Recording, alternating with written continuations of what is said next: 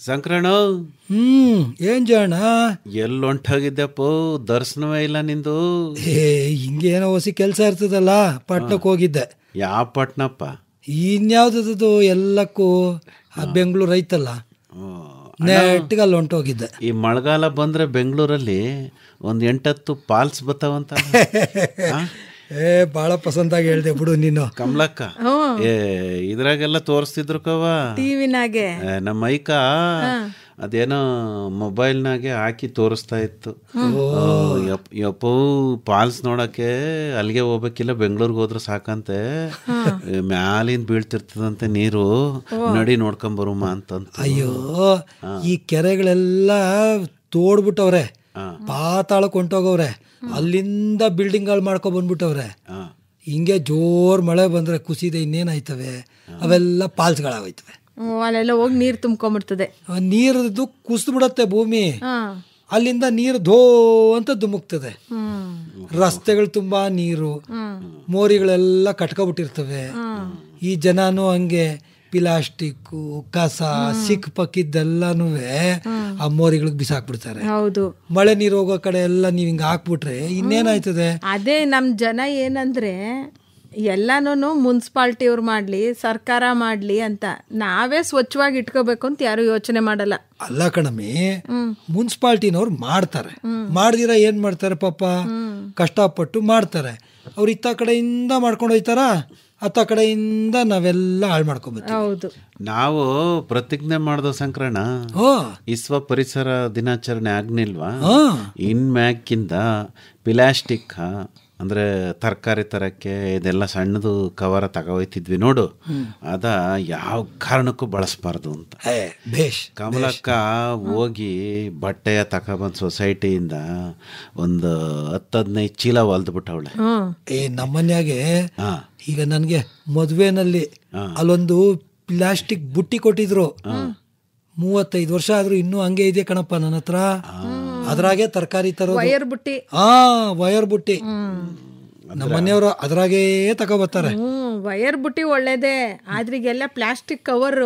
ಹಿಂದಿನ ಕಾಲದಾಗೆ ಈ ವೈರು ತಕೊಂಡು ಎಣ್ಣೆ ಇಕ್ಕಳುಗಳು ಎಣಿತಾ ಇದ್ದು ಕಣಣ್ಣ. ಹೌದು, ಈಗ ಈ ಪ್ಲಾಸ್ಟಿಕ್ದು ಬಂದ್ಬಿಟ್ಮೇಲೆ ಕವರು ಎಲ್ಲ ಬಿಟ್ಬಿಟ್ಟವ್ರೆ. ಕೊಂಡ್ಕೊಳ್ಳೋರೇ ಇಲ್ವಲ್ಲಣ್ಣ, ಅದಕ್ಕೆ ಅವರು ಪ್ಲಾಸ್ಟಿಕ್ ನ ಬೊಯ್ಯೋ ಹಂಗಿಲ್ಲ. ಯಾಕೆಂದ್ರೆ ಅದೇನೋ ಹೇಳ್ತಾರಲ್ಲ, ಅಗತ್ಯ ಇರೋ ರಾಕ್ಷಸ ಅಂತದು. ಅಂದ್ರೂವೆ ಅದನ್ನ ಸರಿಯಾಗಿ ಬಳಸಕ್ ಬರ್ಬೇಕು, ಅದನ್ನ ಸರಿಯಾಗಿ ವಿಲೇವಾರಿ ಮಾಡಕ್ ಬರ್ಬೇಕು. ನಮ್ಗೆ ಎರಡು ಗೊತ್ತಿಲ್ವಲ್ಲ, ಅದೇ ಬಂದಿರೋದು. ಮೊನ್ನೆ ರಾಮಣ್ಣಿಲ್ವಾ, ಅವ ಮಗಿನ ಆಸ್ಪತ್ರೆಗೆ ಕರ್ಕೊ ಹೋಗಿ, ಆ ಮಗಿಗೆ ತಲೆ ನೋವು ಬರ್ತಾ ಇತ್ತಂತೆ, ಕಣ್ಣೆಲ್ಲ ಮಂಜಾಗದಂತೆ, ಆಮೇಲೆ ಕುಂತ್ಕತಿದ್ದಂಗೆನೆ ತೂಕಡಿಕೆ ಮಾಡೋದಂತೆ. ಸರಿ, ಮಗ ಆರೋಗ್ಯವಾಗೇ ಇದೆ, ಆದರೆ ಯಾವಾಗಲೂ ಒಂದ್ಸರಿ ಹಿಂಗಾಯ್ತದೆ, ಕಣ್ಣು ಕಾಣೋದಿಲ್ಲ ಅಂತದೆ, ತಲೆನೋವು ಬರ್ತದೆ ಅಂತದೆ, ಈ ಥರ ಎಲ್ಲ ಹೇಳಿ ಕರ್ಕೊ ಹೋಗುವ ನಡೀರಿ ಆಸ್ಪತ್ರೆಗೆ ಅಂತ ಕರ್ಕೊ ಹೋದ್ರೆ, ಅದು ಏನೋ ದೊಡ್ಡ ಮಿಷಿನ್ ಇರ್ತದಂತಲ್ಲಣ್ಣ, ಅದ್ರೊಳಗಡೆ ಟೊಯ್ ಅಂತ ಹೋಗಿ ನಾವೇ ಹೋಯ್ತೀವಲ್ಲ ಒಳಗಡೆ, ಸ್ಕ್ಯಾನ್ ಅಂತಾರಲ್ಲ, ಇಡೀ ದೇವೇ ಹೋಯ್ತದಂತೆ. ಅಂತ ಮಿಷಿನ್ನಾಗೆ ಒಳಗೆ ಕಳಿಸಿ ಹೊರಗೆ ತೆಗೆದು ಹೇಳಿದ್ರಂತೆ, ಅದೇನೋ ಗಡ್ಡೆ ಬೆಳೆದ್ಬಿಟ್ಟದೆ ಮೆದುಳಿನಾಗೆ ಅಂತ. ಅದೇನೋ ಹೇಳ್ತಾರಪ್ಪ, ಅದೇನಂತಾರ ಸಂಕ್ರಣ ಇಂಗ್ಲಿಷ್ನಾಗೆ, ಟ್ಯೂಮರ್. ಎಷ್ಟು ಚಂದ ತಿಳ್ಕೊಂಡ. ಮಿದುಳೊಂದು ಗಡ್ಡೆ ಅಂತೆ ಅದು. ಮೆದುಳ ಒಂದ್ ಗಡ್ಡೆ ಅಲ್ವೇ? ಇಲ್ಲ, ಅದ್ರೊಳಗೆ ಬೆಳೀತದೆ. ನಮ್ಮ ಹುಡುಗ ಹೇಳ್ತಿದ್ದ, ತಲೆನೋವು ಬರ್ತದಂತೆ, ವಾಂತಿಗಳಾಯ್ತದಂತೆ, ಏನೇನೋ ತೊಂದರೆಗಳಾಯ್ತದಂತೆ. ಆ ಗಡ್ಡೆಗಳು ಕೆಲವು ಸತಿ ಗೊತ್ತೇ ಆಗಲ್ವಂತೆ, ಅದೇ ಬಂದಿರೋದು. ಅಣ್ಣ, ಈಗ ಕಣ್ಣು ಕಾಣ್ದಂಗಾಗೋದು, ಮಂಜಾಗೋದು, ತಲೆನೋವು ಬರೋದು, ಇವೆಲ್ಲ ಎಲ್ಲದ್ರಾಗೂ ಸಾಮಾನ್ಯ. ಅದೇನೋ ಈ ಕೋವಿಡ್ ಅಂತ ಹೊಸದಾಗೇನೋ ಬರ್ತದಂತಲ್ಲ, ತಿರ್ಗಾ ವಕ್ಕರ್ಸ್ಕೊಂಡದಂತೆ. ಅದಕ್ಕ ನಮ್ಮ ಭಾವನಂಟ ಹೇಳ್ತಿದ್ದ, ಭಯಪಡೋದೇನು ಬೇಡ, ಮತ್ತೆ ಮೊದಲ್ನಂಗೆ ಮಾಸ್ಕ್ ಹಾಕ ಓಡಾಡಿ ಅಂತ. ಈ ಪಾಟಿ ಕಾಯಿಲೆಗಳು ಬತ್ತ ಕುಂತ್ರೆ ಯಾವ ಮನ್ಸ ಬದುಕುದು ಹೆಂಗೆ ಅಂತ ಅಲ್ವಾ ಯೋಚನೆ ಆಗ್ಬಿಡ್ತದ. ಒಂದರಿಂದ ಒಂದು ಉಸಿರಾಡೋದೇ ಕಷ್ಟವಾಗ್ಬಿಟ್ಟೈತೆ. ನೀನ್ ಹೇಳ್ದಲ್ಲ, ಏನ್ ಹೇಳ್ದೆ ಆಗ್ಲೇಯ, ಅದೇನೋ ಪದ ಹೇಳ್ದಪ್ಪ, ಗಂಟ್ಗ ಟ್ಯೂಮರ್. ಈಗ ಅದು ಐತೋ ಇಲ್ವೋ ಅಂತ ಎಲ್ರು ಹೋಗಿ ಆ ಮಿಷಿನ್ ಒಳಗಡೆ ಹೋಗ್ಬಿಟ್ಟು ಬರಕ್ಕಾಗದವ, ಅಪಾರ ದುಡ್ಡು ಖರ್ಚದ ಅಂತ. ಅಲ್ಲ ಅಂದ್ರೆ ಅದನ್ನ ಮಾಡಿಸೋದು ಬೇಡ ಅಂತಾರೆ, ಏನಾದ್ರೂ ತೊಂದರೆ ಇದ್ರೆ ಅಷ್ಟೇ ಮಾಡ್ಬೇಕಂತೆ. ಮತ್ ಅದನ್ನು ಮಾಡಿಸ್ತಾ ಇದ್ರೆ ಇನ್ನಷ್ಟು ಬೇರೆ ಬೇರೆ ತೊಂದರೆ ಬರ್ತವಂತೆ. ಸರಿ ಆಯ್ತು. ನೋಡವ, ಹುಡ್ಕಕ್ ಹೋಗಿ ಅದೇನೋ ಹೇಳ್ತಾರಲ್ಲ, ಏನೋ ಹುಡ್ಕಕ್ ಹೋಗಿ ಇನ್ನೇನೋ ತಲೆ ಮೇಲೆ ಬೀಳ್ತು ಅಂದಂಗ ಇಂಥ ಪರಿಸ್ಥಿತಿ. ಈಗ ಅದಕ್ಕೆಲ್ಲ ಚಿಕಿತ್ಸೆ ಐತಂತೆ. ಕಾರಣ ಪರಿಸರ ಮಾಲಿನ್ಯ ಕಣಣ್ಣ. ಅದೇನೋ ನಿಜ. ಮೊನ್ನೆ ಯಾರೋ ಒಬ್ರು ಸಂದಾಗಿ ಹೇಳ್ತಾ ಇದ್ರು, ಮನ್ಸಂಗೆ ಕಾಯಿಲೆ ಬರ್ತಿರೋದೆ ಪರಿಸರವ ಸಂದಾಗಿ ಮಡಿಕಳದಲ್ಲೇ ಇರೋದ್ಕಂತೆ. ನೋಡವ, ನೀರ್ನಾಗೂ ವಿಷ, ಮಣ್ಣಾಗೂ ವಿಷ, ಗಾಳಿನಾಗೂ ವಿಷ, ತಿನ್ನೋ ಆಹಾರದಾಗೂ ವಿಷ. ಆಮೇಲೆ ಪಾತ್ರೆ ಬಳಸ್ತೀವಲ್ಲ ಅದ್ರಲ್ಲೂ ಈಗ ಅದೆಂತದೋ ನಾನ್ ಸ್ಟಿಕ್ ಅನ್ಕೊಂಡು ಒಳ್ಳೇದಲ್ವಂತೆ ಅದು. ಅಯ್ಯೋ ಹಿಂಗ ಅದೇನಾ? ಈ ಕಬ್ಣದ ಕಾವಲಿಲಿ ದೋಸೆ ಹಾಕಿದ್ರೆ ದೋಸೆ ಹೇಳ್ತದೋ ಇಲ್ವ ಅಂತ ನಮ್ಮ ಹೆಣ್ಮಕ್ಳಿಗೆ ಯೋಚನೆ. ಅದಾದ್ರೆ ಎಂತ ಇಟ್ಟಾದ್ರೂ ದೋಸೆ ಎದಳ್ತಾ ಇರ್ತದೆ, ಆರಾಮ, ತಿವಿಯೋದೇ ಬೇಡ, ಹಂಗೆ ಎದ್ದು ಹೋಯ್ತಾ ಇರ್ತವೆ. ಕಡ್ದೊಂಟೋಗೋದು ಅಂತಾರಲ್ಲ, ಹಂಗೆ ಹೊಂಟೋಯ್ತಾ ಇರ್ತವೆ ಅಲ್ವಾ? ಸಂಕ್ರಣ ಅದೇನಂದೇವ ಇನ್ನೊಂದ್ ಕಿತ ಹೇಳು. ನಾನ್ ಸ್ಟಿಕ್ ಏನಂಗಂದ್ರೆ ಅಂಟ್ಕೊಳ್ಳೋದಿಲ್ಲ ಅಂತ. ಅಷ್ಟೇ ನೋಡಪ್ಪ, ಮನ್ಸ ಬದುಕದ ಸುಲಭ ಮಾಡ್ಕೊಂಡಷ್ಟು ಕಾಯಿಲೆಗಳು ಜಾಸ್ತಿ. ಹಿಂದಿನ ಕಾಲದಾಗೆ ಎಲ್ಲಿಂದ ಎಲ್ಗಾದ್ರೂ ನಡ್ಕ ಓಡಾಡೋರು, ಒಳ್ಳೆ ಆಹಾರವ ತಿನ್ನೋರು, ಒಳ್ಳೆ ಯೋಚನೆ ಮಾಡೋರು, ಒಳ್ಳೆ ಪರಿಸರದಾಗ ಬದುಕೋರು. ಈಗ ಒಳ್ಳೆ ಯೋಚನೆ ಬರೋಕ್ಕಿಲ್ಲ, ಒಳ್ಳೆ ಪರಿಸರ ಇಲ್ಲ, ಉಸಿರಾಡಕ್ಕೆ ಒಳ್ಳೆ ಗಾಳಿ ಇಲ್ಲ, ಮಾತಾಡಕ್ಕೆ ಒಳ್ಳೆ ಜನವೂ ಇಲ್ಲ, ಸಮಯನೂ ಇಲ್ಲ. ಈಗ ಎಲ್ಲ ಮೊಬೈಲ್ ನೋಡ್ಕೊಂಡು ಟಿವಿ ನೋಡ್ಕೊಂಡು ಕುಂತಿರ್ತಾರಣ್ಣ, ಯಾರು ಯಾರ ಜೊತೆನೂ ಮಾತಾಡಲ್ಲ. ಮೊದಲು ಒಳ್ಕಲ್ನಾಗ ಎಲ್ಲ ಮಸಾಲೆ ರುಬ್ಬೋರು, ಈಗ ಚುಯ್ ಅಂತ ಅದೇನದು ಮಿಕ್ಸಿ ಹಾಕ್ಬಿಟ್ರೆ ಒಂದ್ ಕ್ಷಣದಲ್ಲಿ ಆಗೋಯ್ತದೆ. ಯಾರಿಗೂ ರುಬ್ಬೋದ್ ಬೇಡ, ಬೀಸೋದ್ ಬೇಡ. ಮತ್ತೆ ಎಲ್ಲಾರು ಬೈಕಪ್ಪ ಟ್ರರ್ ಅಂತ ಒಯ್ತಾ ಇರ್ತಾರೆ, ಎಲ್ಲ ಕಡೆ ನಡ್ಕೊಂಡು ಹೋಗೋರು. ನಮ್ಮ ಜಾಂಪಣ್ಣಿಲ್ವೇ, ಅವನು ಎಲ್ಲೋದ್ರು ಸೈಕಲ್ನಾಗೆ ಹೋಗೋನಲ್ಲ. ಅದನ್ನ ಹೇಳೋಣ ಅವ್ನು ಯಾವಾಗ್ಲೂ, ಜಯಣ್ಣ ಒಂದ್ ಸೈಕಲ್ ಮಡಿಕೋ ನೋಡು, ಹೆಂಗೆ ದೇಹಕ್ಕೂ ವ್ಯಾಯಾಮ ಆಯ್ತದೆ, ಆಮ್ಯಾಕಿಂದ ಏನೋ ರೋಗಗಳು ಬರುದಿಲ್ಲ ಅಂತ. ಆಮೇಲೆ ಡೈನಮೈಟ್ ಹಾಕೊಂಡು ಹಿಂದ್ಗಡೆಗೆ ಬೆಳಕ್ ಬರೋ ಚಕ್ರ, ಹೌದು, ಅಂತದ್ನ ಎತ್ತಿನ ಗಾಡಿಗೆ ಹಾಕಬಿಟ್ಟಿದ್ರು ಯಾರು. ಎತ್ತಿನ ಗಾಡಿ ಚಕ್ರಕ್ಕೆ ಅದ ಹಾಕಬಿಟ್ಟು ದೀಪ ಕಾಣುತ್ತಲ್ಲ, ಆ ಚಕ್ರ ತಿರುಗದಂಗೆ ಉತ್ಪತ್ತಿ ಆಯ್ತದಂತಲ್ಲ, ಏನೋ ಶಕ್ತಿ, ಅದ ಒಂದ್ ಬ್ಯಾಟ್ರಿಗೆ ತುಂಬಿಸ್ಕೊಳ್ಳೋದು ಎತ್ತಿನ ಗಾಡಿಗೆ. ಆಮೇಲೆ ರಾತ್ರಿ ಬಂದು ಆ ಬ್ಯಾಟ್ರಿಯ ಮನೆಗೆ ಇಟ್ಕೊಂಡು ದೀಪ ಹಚ್ಕೊಳ್ಳೋದು. ಚಮತ್ಕಾರ. ಹಿಂಗೆ ಇಂಥವನ್ನ ಮಾಡ್ಕೋ ಅಂತ ಅವ್ನು ಚಂದಾಗಿ ಹೇಳ್ತಿದ್ದ. ಈಗ ಏನಾಗದೆ ಗೊತ್ತಾ, ನಾವು ಆಹಾರವ ಬೆಳಿತಾ ಇವಿ, ಯಾವ ಪಾರ್ಟಿ ಬೆಳಿತೀವಿ ಬೇಕಲ್ಲಪ್ಪ, ಬ್ಯಾರೆ ಈ ಪಾರ್ಟಿ ಜನ ಇದ್ದೀವಿ ನಾವು. ಅಲ್ಲ ಹೇಳ್ತೀನಿ ಕೇಳು, ಹಿಂದಿನ ಕಾಲದಾಗೆ ಅದೇನೋ ನಮ್ಮ ತಾತ ಹೇಳವ, ಈ ಬೆಂಗಾಲದ ಸಾಮ ಅಂತ ಬಂದಿತ್ತಂತಲ್ಲ, ತಿನ್ನಕ್ಕೆ ಆಹಾರವೇ ಇರ್ನಿಲ್ವಂತಲ್ಲ. ಕೆರೆ ಕಟ್ಟೆನಾಗೆ ಮಣ್ಣ ಆಗದ್ಬಿಟ್ಟು ಅದು ಎಂತೆಂಥದ್ದು ಗೆಡ್ಡೆ ಎಲ್ಲ ತಿಂದು ಮನುಷ್ಯರು ಸತ್ತೊಂಟೋಗೋರಂತೆ. ಆ ಥರ ಸಾಮ ಈಗ ಬರೋದಿಲ್ಲ ಕಣಣ್ಣ. ಈಗ ಏನಾಗದೆ, ಆಹಾರ ಅದೇ, ಆದರೆ ಆಹಾರದ ಗುಣಮಟ್ಟ ಇಲ್ಲ, ಸುರಕ್ಷತೆ ಇಲ್ಲ. ಎಲ್ಲ ಕಡೆ ಆಹಾರ ಅದೇ, ಎಲ್ಲಿಲ್ಲಪ್ಪ. ಅಯ್ಯೋ, ಮೊನ್ನೆ ಒಂದು ಪ್ಯಾಟೆನಾಗ ಒಂದು ಅಂಗಡಿಗೆ ಹೋಗಿದ್ದೆ, ದೊಡ್ಡ ಅಂಗಡಿ, ಕಣ್ಣಿಗೆ ಬೇಕಾದ್ದು ಎಲ್ಲ ತಿನ್ನವೇ, ಅಷ್ಟೊಂದದೆ. ನನಗನ್ನಿಸ್ತು, ಮನ್ಸಂಗೆ ಇಷ್ಟೆಲ್ಲ ಬೇಕಾ ತಿನ್ನಕ್ಕೆ ಅಂತ. ಇಲ್ವಾ, ಒಂದು ಮುದ್ದೆ, ಕಾಳು ಪಲ್ಯ, ಮತ್ತು ಒಂದು ಏನಪ್ಪ ಸಾರು, ಉಪ್ಸಾರು, ಇಷ್ಟಿದ್ರು ಸಾಲದೆ. ಬಿಡು ಎಲ್ಲ ಜಾಣ ಇದ್ದಂಗ ಇರಕಾಯ್ತದ? ಅಲ್ಲಪ್ಪ, ಮುದ್ದೆ ಉಪ್ಸಾರು ತಿನ್ಕೊಂಡು. ಅಲ್ಲ, ನನಗೆ ಹೋಳಿದ ತಕ ಮಾತು, ಆಹಾರ ಇದ್ರಷ್ಟೇ ಬರ್ನಿಲ್ಲ, ಅದು ಸುರಕ್ಷಿತವಾಗೂ ಇರ್ಬೇಕು. ಅಂದ್ರೆ ಜಾಣ, ಈಗ ನಿನ್ನ ಮುದ್ದೆ ಇದೆಯಲ್ಲ, ಅದು ಎಷ್ಟು ಸುರಕ್ಷಿತ ಅಂತಾನೆ ಗೊತ್ತಾಗಂಗಿಲ್ಲಲ್ಲ. ಅದು ಸುರಕ್ಷಿತವಾಗಿರ್ತದ, ಸುಮ್ಕಿರು. ರಾಗಿಗೆ ಯಾರು ಔಷಧ ಹೊಡೆಯಕ್ಕಿಲ್ಲ, ಗೊಬ್ಬರ ಹಾಕುದಿಲ್ಲ, ಆಮ್ಯಾಕಿಂದ ರಾಗಿನ ರಾಸಾಯನಿಕ ಹಾಕು ಬೆಳೆಯುವುದಿಲ್ಲ. ರಾಗಿ ತಿಂದವ ನಿರೋಗಿ ಅನ್ನಲ್ವೇ. ನಮ್ಮ ತಾತ ಹೇಳಮ್ಮ, ಇಟ್ಟಂ ತಿಂದಂ ಬೆಟ್ಟಂ ಕಿತ್ತಿಟ್ಟಂ. ಕರೆಕ್ಟು. ಆದ್ರೆ ಈಗ ಜನಕ್ಕೆ ಆ ರಾಗಿ ತಿನ್ಬೇಕು ಅನ್ನೋ ಆಸಕ್ತಿನೇ ಹೊಂಟೋಗೋದಲ್ಲ. ಅಂಗಡಿನಲ್ಲಿ ಅದನ್ನೇ ವಿಶೇಷವಾಗಿ ಹಾಕೊಂಡಿರ್ತಾನಪ್ಪ ಬೋಲ್ಡು, ರಾಗಿ ಮುದ್ದೆ ದೊರೆಯುತ್ತದೆ ಅಂತ. ರಾಗಿ ದೋಸೆ, ರಾಗಿ ರೊಟ್ಟಿ. ಯವ್ವ ನಾನು ಪೇಟೆಗೆ ಹೋದೆ ಅನ್ನಲ್ಲ, ಅಲ್ಲಿ ಮುದ್ದೆನೆ ಸಿಕ್ತದ ಕಣ್ಣಣ್ಣ. ಈ ಹೆಣ್ಣೈಕಳುಗಳಿಗೆ ಮನೇಲಿ ಮಾಡಕ್ ಬರಂಗಿಲ್ಲ, ಬರೋಕಿಲ್ವಂತೆ, ಮುದ್ದೆ ತಿರ್ವಕ್ ಬರಲ್ಲ, ತೊಳ್ಸಕ್ ಬರೋದಿಲ್ವಂತೆ. ಹಿಂದಿನ ಕಾಲದಾಗೆಲ್ಲ ಹೆಣ್ಣು ನೋಡ್ಬೇಕು ಅಂದ್ರೆ ಹಳ್ಳಿ ಕಡೆ ವಯಸ್ಸ ತಾತಂದ್ರು ಅಜ್ಜಂದ್ರು ಯವ್ವ ಮುದ್ದೆ ತೊಳ್ಸಕ್ ಬರ್ತದೇನವ ಅನ್ನೋರು. ನಮ್ಮ ಅಜ್ಜಿ ಹೇಳೋದು, ಅವ್ರ ತತ್ತೆ ಮಡಿಕೆಯ ಕೊಟ್ಬಿಟ್ಟು ಮುದ್ದೆ ತೊಳಿ ಇನ್ನೋಳಂತೆ. ಏನಾರು ಮಡಿಕೆ ಲಟಕ್ಕಂತ ಈ ಹುಡುಗಿ ಬೇಡ ಅಂತ. ಅಂದ್ರೆ ಹಿಂದೆಲ್ಲ ಮಡಿಕೆ ಅಲ್ಲಪ್ಪ, ಮಣ್ಣಿಂದು ಮುದ್ದೆ ತೊಳಸ್ಬೇಕು ಅಂದ್ರೆ ಆ ಹಿಟ್ಟು ಬಿಸಿ ಬಿಸಿ ಬಿಸಿ ಇದ್ದಾಗ ಒಂದು ಕೋಲ್ ತಕೊಂಡು 2 ಕಾಲ್ಗುವೆ ಬಟ್ಟೆ ಹಾಕೊಂಡು ಕಾಲ್ ಮದ್ದಿದಾಗೆ ಅದನ್ನ ಸಿಕ್ಕಿಸ್ಕೊಂಡು ಚೆನ್ನಾಗಿ ತೊಳಿಸ್ಬೇಕಿತ್ತು. ಏನಾರು ಒಸಿ ಹೆಚ್ಚು ಕಡಿಮೆ ಆದ್ರೂ ಲಟಕ್ ಅಂತ ಹಿಟ್ಟೆಲ್ಲ ಹೋಯ್ತು, ಮಡಿಕೆ ಹೋಯ್ತು, ಹಿಟ್ಟು ಹೋಯ್ತು, ಉಣ್ಣಕ್ಕೂ ಇಲ್ಲ, ಮತ್ ಮಾಡ್ಬೇಕಲ್ಲ. ಮುಡಪ್ಪು ಮುದ್ದೆ ಮಾಡೋದು ಎಷ್ಟೋ ಜನಕ್ಕೆ ಬರಕಿಲ್ಲ ಅಂತ ಮುದ್ದೆ ಮಾಡಕ್ಕೊಂದು ಮಿಸಿನೇ ಕಂಡಿಡ್ದವ್ರಂತೆ. ಅದೇನೋ ಮೈಸೂರು ಪ್ಯಾಟರ್ನ್ ಅದಂತಲ್ಲೋ, ಆಹಾರದ್ದೇನೋ ಒಂದು ಸಂಶೋಧನಾ ಸಂಸ್ಥೆ, CFTRI, ಅವ್ರು ಕಂಡಿಡ್ದು ಕೊಟ್ಟಾರಂತ ಕಣ. ಈ ಕಡೆಯಿಂದ ಹಾಕ್ರ ಆ ಕಡೆಯಿಂದ ಮುದ್ದೆ. ಅದು ಬಿಡು, ಅದೇ ಇಂತ ಹೋಟೆಲ್ಗೆ ಆಯ್ತದೆ. ಅಲ್ಲ ಮನೆಗೂ ಏನಾರು ಆಯ್ತದೇನಣ್ಣ? ನಿಂಗೆ ಹಿಟ್ಟು ತೊಳ್ಸಕ್ ಬರೋದಿಲ್ವೇ? ಹೆಂಗನ ಅದನ್ನ ತಂದ್ಬಿಟ್ಟು ತೊಳ್ಸೋದನ್ನ ಬಿಡ್ಬಿಡಮ್ಮ ಅಂತ. ಹಂಗೆಲ್ಲ ಬೇಡ.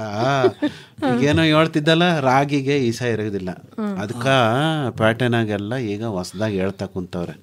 ಹಿಂದಿನ ಕಾಲದಾಗೆ ನಾವು ಆರ್ಕ, ಸಾಮೆ, ನವಣೆ, ಊದ್ಲು, ಬರ್ಗು ಈ ಸಿರಿಧಾನ್ಯಗಳ ಬಳಸ್ತಿತ್ತು. ಮಿಲೆಟ್ಟು ಅಂತಾರಲ್ಲಪ್ಪ, ಚೆನ್ನಾಗಿ ಹೇಳ್ತಾನೆ ಇಲ್ವಾ? ಅದ ಈಗ ಎಲ್ಲ ತಿಂತ ಕುಂತವ್ರಂತೆ. ಅದ್ಯಾಕೆ ತಿಂತಾರೆ ಹೇಳು ಮತ್ ನೋಡಮ್ಮ.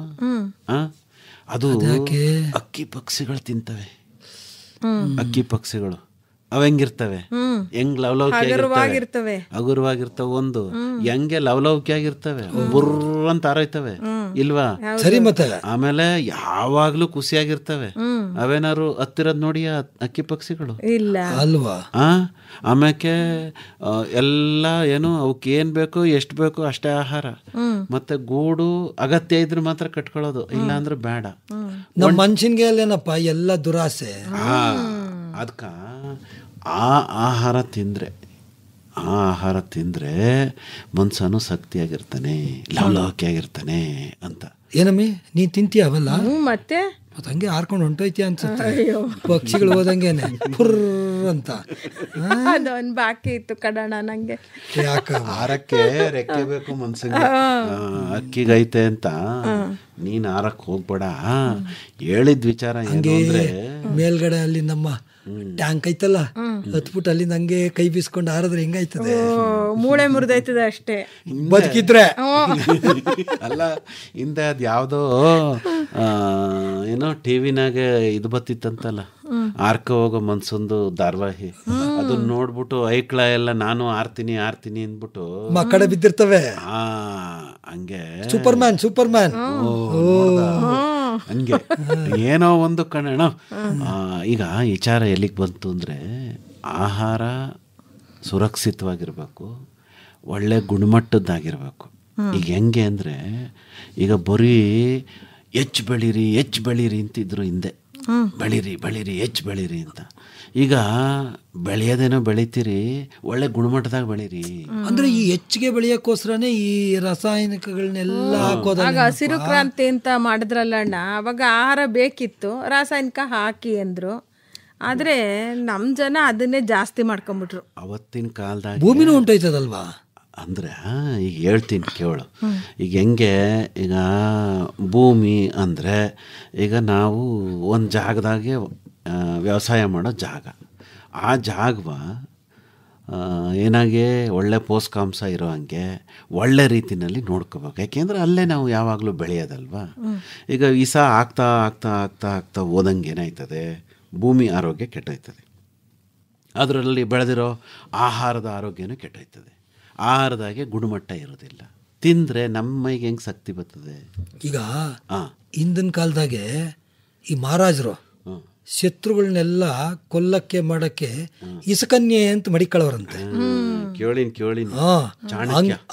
ಹಂಗೆ ನಾವು ಈ ಭೂಮಿಲಿ ಬೆಳೆದು ತಿಂದು ಎಲ್ಲರೂ ಇಸಕನ್ಯಗಳಾಗೋಗಿವಿ ಅಲ್ವಾ? ಅದರಿಂದಲೇ ಅಂತ ಕಣಣ ಅವ್ರು ಡಾಕ್ಟ್ರು ರಾಮಣ್ಣಂಗೆ ಹೇಳಿದ್ದು, ಮಗ ನೋಡು, ಇದು ಈ ಪರಿಸರ ಮಾಲಿನ್ಯದಿಂದ ಆಯ್ತಾ ಇರೋದು ಇವೆಲ್ಲ. ಸ್ವಚ್ಛವಾದ ಪರಿಸರದಲ್ಲಿ ನೀವು ಹಳ್ಳಿ ಜನ ಬದುಕ್ತೀರಿ, ಸ್ವಲ್ಪ ಸರಿಯಾಗಿ ನಿಗಾ ನೋಡ್ಕೊಳ್ಳಿ, ಒಳ್ಳೆ ಆಹಾರ ತಿನ್ನಿ, ಒಳ್ಳೆ ನೀರು ಕುಡೀರಿ. ಅಣ್ಣ ಈಗ ಹೊರಗಡೆ ಮುಂಚೆ ಎಲ್ಲ ಗದ್ದೆ ಬದು ತೆವರಿ ನೀರು ಕುಡಿತಾ ಇದ್ದ ನಾವು, ಇಲ್ವಾ? ಬಾಯಾರಿದ್ರೆ ಈಗ ಕುಡಿಯಕ್ಕಾದದೇನ? ನದಿ ನೀರು ಕುಡಿಯಕ್ಕಾದದೇನಣ್ಣ? ನದಿ ನೀರ ಮೋರಿ ನೀರ ಅನ್ಸ್ಬಿಡ್ತದೆ ಕೆಲವು ಸತಿ. ಎಲ್ಲ ಪ್ಲಾಸ್ಟಿಕ್ ಎಲ್ಲ ತೇಲ್ತದೆ. ಅದು ಈ ನೀರ್ನಾಯಿ ಅಂತ ಇರ್ತದಲ್ಲ, ಹೌದು ನೋಡಿದ್ಯಾ? ಎಲ್ಲಿ ನೋಡಿದ್ಯ ಹೇಳು? ನಮ್ಮ ಈ ತಲಕಾವೇರಿ ಅಲ್ಲೆಲ್ಲ ಐತೆ ಅಂತ ಕೇಳಿದ್ದೀನಪ್ಪ. ಇತ್ತಂತೆ, ನೋಡಿಲ್ಲ. ಈಗ ಏನ್ ಹೇಳು, ಕಬಿನಿನಾಗಿತ್ತಂತೆ. ಆಮೇಲೆ ಈ ಶ್ರೀರಂಗಪಟ್ಟಣದಾಗೆ ಕಾವೇರಿ ನದಿನಾಗಿತ್ತಂತೆ. ನೀನ್ ಹೇಳ್ದಲ್ಲ, ಅದು ಕಾವೇರಿ ನದಿಯೇ. ಅಲ್ಲೆಲ್ಲ ನೀರ್ನಾಯಿಗಳು ಇದ್ವಂತೆ. ಈಗೆಲ್ಲವೇ ಹುಡಿಕಬ ಈ ಬೀದಿ ನಾಯಿ ತೋರಿಸ್ಬಿಟ್ಟು ನೀ ನಾಯಿ ಇನ್ನಂಗಿಲ್ಲ. ಅಲ್ಲ, ಈ ಪ್ರಾಣಿಗಳನ್ನ ಬಹಳ ನೋಡ್ತಾ ಇರ್ತಾರಲ್ಲ ಅವರು, ಇಲ್ಲೆಲ್ಲೋ ಒಂದು ನೀರ್ನಾಯಿ ಸಿಕ್ತು ಅಂದ್ರೆ ಪಟ್ಟಣದಿಂದ ಓಡ್ಕೋಯ್ತಾರಂತೆ ಅದ್ ನೋಡಕ್ಕೆ.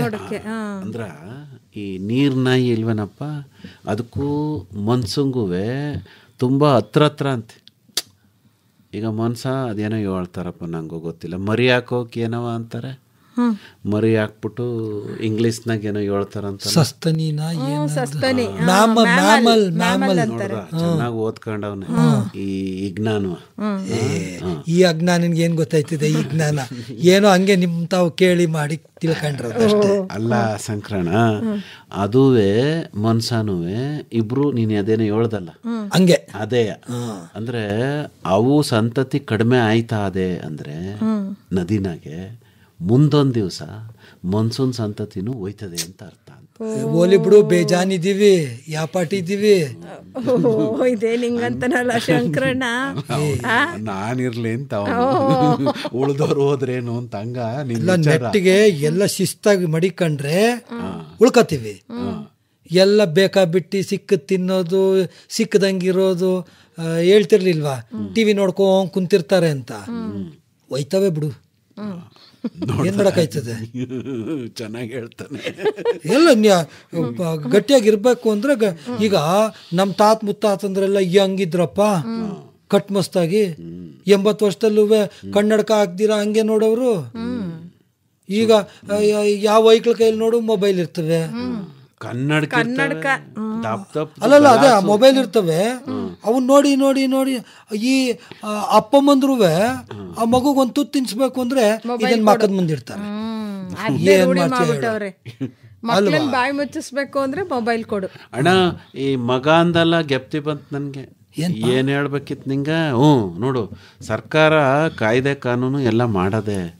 ಏನಂದ್ರೆ ಮಕ್ಕಳನ್ನ ಏನು ಕೆಲ್ಸಕ್ಕೆ ಬಳಸ್ಕೋಬಾರ್ದು ಅಂತ. ಮನ್ಯಾಗ ಕೆಲ್ಸಕ್ಕೆ ಬಳಸ್ಕೋಬೇಡ ಅಂದ್ರೆ ಹೆಂಗಣ? ಮನ್ಯಾಗಲ್ಲ ಕಣ, ಮಕ್ಕಳಿರ್ಲವ ಮನೆ ತುಂಬಾ ಅಂತಾರೆ. ಒಬ್ಬರನ್ನ ಮೊದ್ಲೆಲ್ಲ ಸೀಮೆಣ್ಣೆಗೆ ಒಂದು ಕ್ಯೂ ನಿಲ್ಸೋರು, ರೇಷನ್ಗೆ ಒಂದು ಕ್ಯೂ ನಿಲ್ಸೋರು, ನೀರ್ ತರಕ್ ಒಬ್ಬರನ್ನ, ಬಟ್ಟೆ ಒಗ್ಯಕ್ ಒಬ್ಬರನ್ನ ಎಲ್ಲ ಮಡಿಕೊಂಡಿದ್ರು. ನಮ್ಮ ಭಾವನಂಟ ಹೇಳೋನು, 2 ಮಕ್ಳು ಅನ್ನಕ್ಕೆ ಪ್ಯಾಸನ್ಗೊಂದು ರೇಷನ್ಗೊಂದು ಅಂತ. ಚೆನ್ನಾಗಿದೆ, ಪ್ಯಾಸನ್ಗೊಂದು ರೇಷನ್ಗೊಂದು ಚೆನ್ನಾಗಿದೆ. ಹಂಗೆ ಈಗ ಕೆಲಸ ಅಂದರೆ ದುಡಿಮೆಗೆ ಹಚ್ಚಬಾರ್ದು ಅಂತ. ಮಕ್ಕಳು ಅಂದರೆ 18 ವರ್ಷದವರೆಗೂ ಮಕ್ಕಳೇ ಅಂತ ಕಣಣ್ಣ. ನೀನು ಸಣ್ಣ ಪುಟ್ಟವು ಅಂತ ಲೆಕ್ಕ ಹಿಡಿಬೇಡ. 18 ವರ್ಷದವರೆಗೂ ಸರ್ಕಾರ ಮಕ್ಕಳು ಅಂತಲೇ ಪರಿಗಣಿಸ್ತದೆ. ಶಿಕ್ಷಣ ಆ ಮಕ್ಕಳ ಹಕ್ಕು. ಮಕ್ಕಳು ಓದಬೇಕು. ಸಾಲ ಶಿಕ್ಷಣದಿಂದ ಮಕ್ಕಳು ವಂಚಿತರಾಗಬಾರ್ದು. ನಿಂಗೆ ಕಷ್ಟ ಇದ್ದರೆ ಬೇಕಾದರೆ ಶಾಲೆ ಬಿಟ್ಟ ಮೇಲೆ ಶಾಲೆಗಿಂತ ಮುಂಚೆ ಮನೆ ಕೆಲಸ ಮಾಡಿಸ್ಕ. ಅಂದ್ರೆ ಮನೆ ಕೆಲಸ ಅಂದ್ರೆ ಈಗ ಅವನು ಟೀ ಶಾಪ್ ಇಟ್ಟಿರ್ತಾನೆ, ಅಥವಾ ಆ ದೋಸೆ ಉಯ್ಯೋದು, ಇಡ್ಲಿ ಮಾಡೋದು ಮಡಿಕೊಂಡಿರ್ತಾನೆ. ಅಲ್ಲಿ ಸಹಾಯ ಮಾಡೋದು, ಅದು ಪರವಾಗಿಲ್ವಾ? ಮನೆ ಕೆಲಸ ಅಂತ ಮಾಡ್ಬೋದು, ಆದ್ರೆ ಬೇರೆ ಆಯ್ಕೊಳ್ಳೋದ್ ಮಡಿಕೊಳಂಗಿಲ್ಲ ನೀನು ಆ ಕೆಲಸ ಮಾಡಕ್ಕೆ. ನಮ್ಮ ಮೈಕ್ಳನ್ನ ನಿನ್ನ ಮಕ್ಳನ್ ಬೇಕಾದ್ರೆ ಮಾಡಿಸ್ಕ, ಆಮೇಲೆ ಶಾಲೆಗೆ ಕಳಿಸ್ಕ.